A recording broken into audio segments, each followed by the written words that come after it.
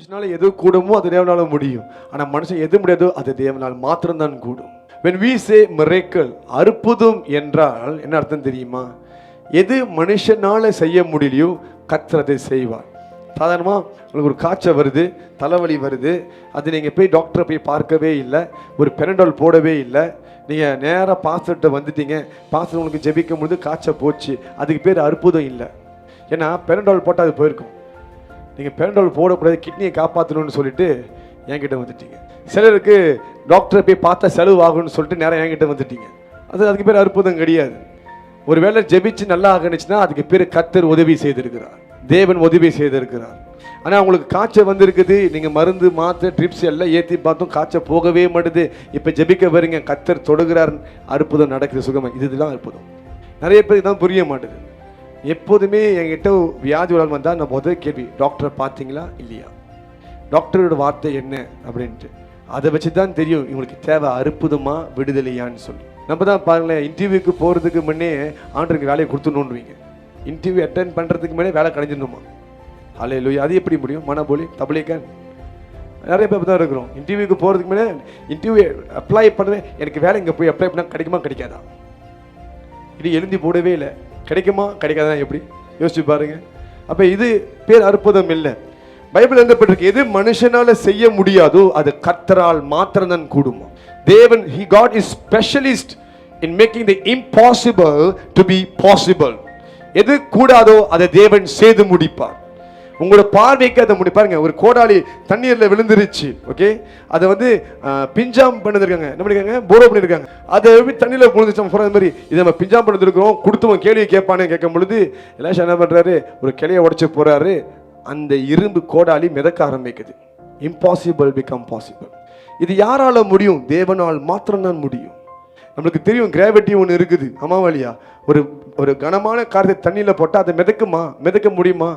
உங்களுக்கு தூக்கி தண்ணியில் போட்டு நீங்கள் மிதப்பீங்களா? மிதப்பீங்க கொஞ்ச நேரத்துக்கு. ஆனால் ஒரு கனமான காரியத்தை உள்ளுக்கு போட்டால், ஒரு இரும்பை போட்டால் கண்டிப்பாக அதை உள்ளுக்கு போயிடும். ஆனால் இது மிதக்க ஆரம்பிக்குது.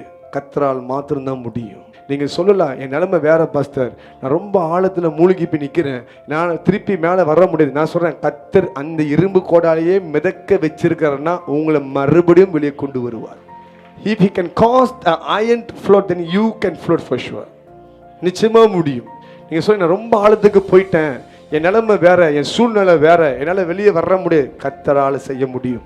பாருங்கள், வேதத்தில் பார்க்குறோம், குருடன் பார்க்கிறது, ஓகே, முடவன் நடக்கிறது, ஓகே, புத்தி மனுஷன் புத்தி சரியாக ஆகிறது, செவிடன் கேட்கறது, மரித்தவன் 4 நாளுக்கு அப்புறம் எழும்புறது, செங்கல் 2ஆக பிளக்கப்படுறது, காற்றும் காலம் அப்படியே அமைதலாக மாறு. இதெல்லாம் யாரால் செய்ய முடிஞ்சு? இயேசுவால் மாத்திரம்தான் முடிந்தது. ஹல்லேலூயா. நம்மனால அது செய்ய முடியும், கர்த்தரால் மாத்திரம்தான் முடியும். இன்னைக்கு இதெல்லாம் நடக்கிறதுக்கு முன்பாக நீங்கள் நல்லா பார்த்தீங்கன்னா எல்லாத்துக்குள்ளேயும் ஒரு விசுவாசம் இருந்துச்சு. இது என்ன இருந்துச்சு? விசுவாசம். எலாஷாட்ட வந்து அந்த கோடாலி விழுந்துருச்சுன்னு சொல்லணும்னு தெரியும். எலாஷானால அற்புதம் பண்ண முடியும், ஏதாவது செய்ய முடியும். மிதக்குன்னு அவனுக்கு தெரியாது, ஆனால் ஏதாவது செய்ய முடியும் அப்படின்ட்டு. அநேகருக்கு வேதத்தில் விசுவாசம் ஒன்று இருந்தது. அந்த விசுவாசத்தின் நிமித்தம் கர்த்தர் அற்புதங்களை செய்தார். இன்றைக்கு இந்த காலத்தில் அப்படி ஒரு விசுவாசம் இல்லை. ஹல்லேலூயா. நான் சில இடங்களுக்கு ஊழியத்துக்கு போய் பார்க்குறேன், அங்கே பயங்கரமான காரியங்கள் நடக்குது, தொடுகிறதுக்கு முன்பாகவே அற்புதம் நடக்குது, தொடுகிறதுக்கு முன்பாகவே சுகத்தை பெற்றுக்கொள்கிறாங்க. ஆனால் நம்ம ஏரியாக்குள்ளே வந்துட்டால் கஷ்டமாக இருக்குது. தொட்டு நின்று பேசி விசாரணை நடத்தி எத்தனை நாளே எதுனாச்செல்லாம் கேட்டு உங்கள் கூட ஹார்ட் டு ஹார்ட் கனெக்ட் பண்ணதுக்கு அப்புறம் தான் உங்கள் ஆவியில் நுழைந்து காரியங்களை செய்ய முடியுது. ஹல்லேலூயா. இந்த காரியம் எனக்கு மாத்திரம் இயேசுக்கும் நடந்திருக்குது. எங்கள் கப்பனியம் என்ற ஊரில் தான் அற்புதமே செய்ய முடியல. ஒரு நாள் கையை வச்சா தான் நடந்துச்சா, அங்கே சிலர் மேலே கை வைத்தார், அற்புதம் நடந்தது. அது மிஞ்சி எதுவுமே நடக்க காணும், அவங்களுக்கு விசுவாசம் இல்லைன்ட்டு. அப்படியானால் இயேசு போகிற இடத்துல அவர் அங்கே நிற்கும் பொழுதே அற்புதம் நடந்திருக்குது, பயங்கரமான அதிசயங்கள் நடந்திருக்குது. கை கால் இல்லாதவனுக்கு கை கால் வளர்ந்துருக்குது. இன்னைக்கு சயின்டிஸ்ட் கண்டுபிடிக்க பார்க்குறாங்க, எதை வச்சு அதோட வாள் வந்து வெட்டுனா திருப்பி வளர்ந்துடும். ஸோ அந்த மாதிரி மனுஷனுக்கு ஏதாவது செய்ய முடியுமான்னு பார்க்குறானுங்க.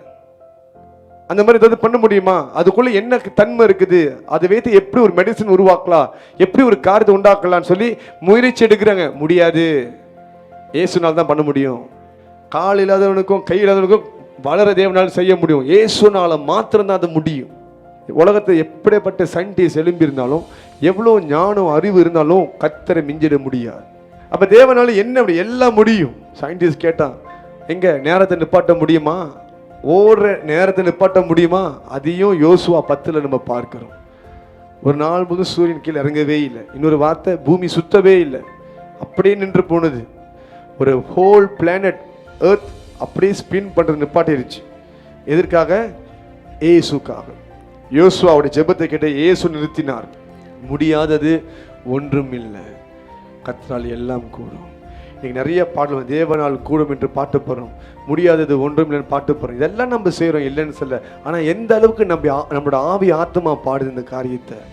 Many of you are stuck in a place where you call as impossible. முடியாது, இது மாறவே மாறாது. அதை பார்க்கும் பொழுது hopeless. அந்த காரியத்தை பார்க்கும் பொழுது இட்ஸ் a hopeless situation. அது சாத்தியமே இல்லை, அது மாறுவதே இல்லை அப்படின்னு ஒரு தீர்மானத்துக்குள்ள நம்ம வந்துட்டு, நான் சொல்றேன், எப்போ உங்களுக்குள்ள விசுவாசம் அக்னியாய் மாறுதோ அற்புதம் நடக்க ஆரம்பிக்குது என்று அர்த்தம். ஆராதிக்கிற வேளையில அதிசயங்களை பெற்றுக்கொள்ளுவீங்க, விடுதலையை பெற்றுக்கொள்ளுவீங்க. when we worship him, பாருங்க நிறைய காரியங்கள் இருக்கு ஆராதனை குறித்து. நம்ம மனம் கசந்து ஆராதிக்கலாம், மனம் உடைஞ்சு ஆராதிக்கலாம், சந்தோஷமா இருக்கலாம். ஆனா விசுவாசத்தை கொஞ்சம் சேர்த்துக்கிட்டீங்கன்னா அங்க அற்புதம் நடக்கும். ஹல்லேலூயா. ஏன்னா தேவனாகிய கர்த்தர் இங்க இருக்கிறார். the most of the greatest healing took place during the worship. பெரிய பெரிய அற்புதங்கள் சுகம் எங்க இருந்துச்சுன்னா worship நடந்திருக்குது. ஆனா ஏன் நடக்க மாட்டேது? because we don't have that faith. நீங்க எந்த ஆவியானவரே உங்களுக்கு வெளியே நீங்க உணர்றீங்களோ அவர் உள்ளுக்கு வர ஆயத்தமாக இருக்கிறார் விசுவாசத்தின் மூலமாக. your faith in heart opens the door to enter your heart. கர்த்தரால் முடியாதது ஒன்றுமே இல்லை. இன்னமும் கர்த்தர் அற்புதங்களை செய்கிறார். அப்படி இருக்கும்பொழுது நம்ம இன்னைக்கு எப்படி வாழ்ந்துட்டு இருக்கிறோம்? அற்புதமே நடக்காத மாதிரி உட்கார்ந்து கிடக்கிறோம். கேன்சர் பேஷண்ட் சுகமாக இருக்கிறாங்க, பயங்கரமான கொடிய வியாதியில் உள்ளவங்க சுகமாக இருக்கிறாங்க. நம்ம இன்னைக்கு எப்படி இருக்கிறோம்?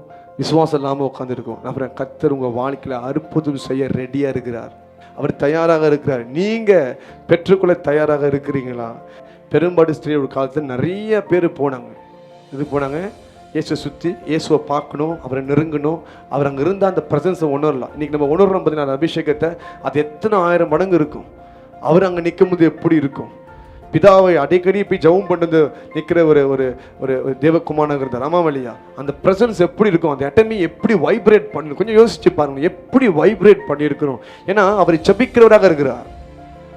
அப்போ எந்த அந்த இடத்துல எப்படிப்பட்ட ஒரு அசைவு இருக்கும். அங்கே போய் நிற்கிறவங்களா இவர்கிட்ட வந்தாலே ஒரு சமாதானம். ஏன்னா சமாதானத்தின் பிரபுவாச்ச, ஒரு நிம்மதி கிடைக்குது, ஒரு சந்தோஷம் கிடைக்குது. கிட்ட நிற்கும் பொழுதுலாம் ஒரு தெளிவு உண்டாகுது. அதோட என்வாயர்மெண்ட், அவரோட அட்மாஸ்பியர் கிளியராக இருக்கும்.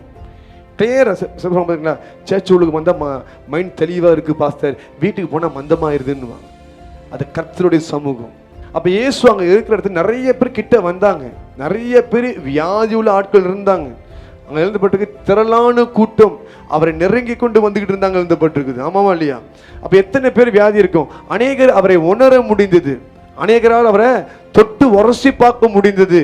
ஆனா சிலர், ஒரே ஒரு ஸ்திரியால தான் அற்புதத்தை பெற முடிந்தது. ஏன்? எல்லாம் தொட்டாங்க, அற்புதம் நடக்கல, ஆனா உணர முடிந்தது. Something is special about this man. இவர் யாரா இருக்க முடியும்? இவர் பேசுறதுல அதிகாரம் இருக்குது, வல்லமை இருக்குது, இவர் யாரா இருக்க முடியும்? ரொம்ப விசேஷமா இருக்கிறாரு. ஆனா அவங்களால அவங்க வாழ்க்கைக்குள்ள எதுவுமே கொண்டு போக முடியல. ஒருத்தி மாத்திரம் தான் தொட்டு பெற்றுக்கொண்டா, பெரும்பாடு ஸ்திரீ. ஏன் தெரியுமா? அவ கை வெறுங்கையில, ஃபெய்த் ஹேண்ட்.